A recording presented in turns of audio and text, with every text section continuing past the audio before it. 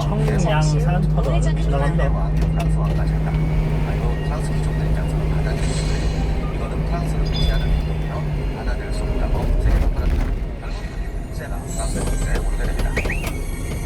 이 왕위 다툼에서 필리프 6세가 에드워드 3세를 밀어내고 왕자를 부를 수 있었던 데는 또 다른 역사적 행동이 숨어져 있습니다.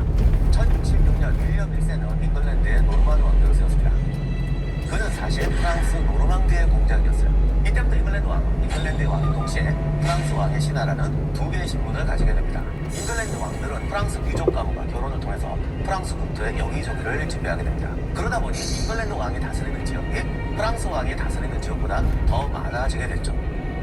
프랑스 왕과는 순환하게 불리할 수밖에 없었습니다. 국토를 잉글랜드에게 빼앗기고 몰수하는 과정에서 프랑스와 잉글랜드의 대립이 커져가게 됩니다. 그런데 프랑스 국왕의 상속 문제가 이렇게 터졌을 때 바로 전쟁으로 발전하지 않았던 것은 다들 더 급한 과제가 있었기 때문입니다. 잉글랜드는 웨일즈는 이미 통합대를 겪고 당시 스코틀랜드와 열심히 전쟁 중이었습니다.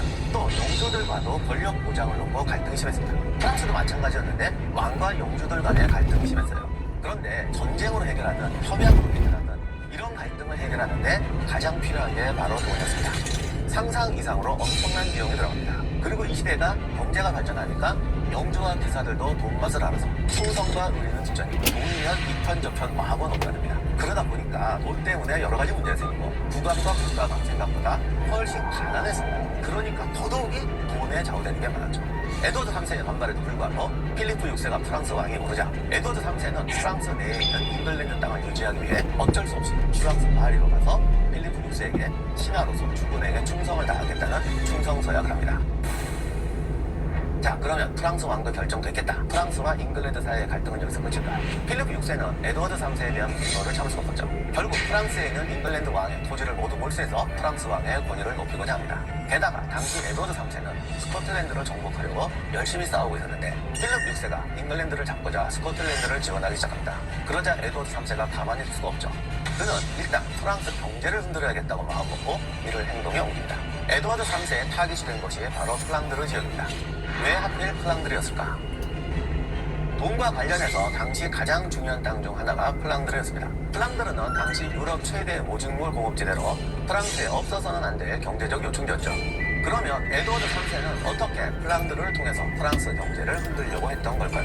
모직물을 만들려면 양모가 필수 원료였는데 바로 이 양모의 원산지가 잉글랜드 아닙니까? 잉글랜드 양모가 플랑드르로 가서 플랑드르에서 모직물로 만들어지고 있었던 거예요.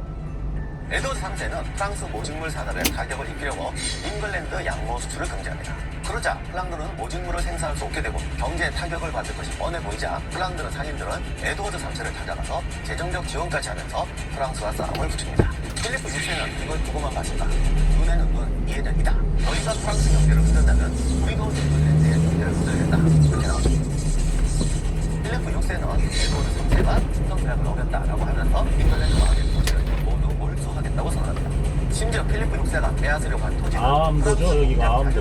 잉글랜드 왕이 대대로 물려받은 땅이자 거기서 또 경제 요충이죠. 유럽 최대 와인 생산지였던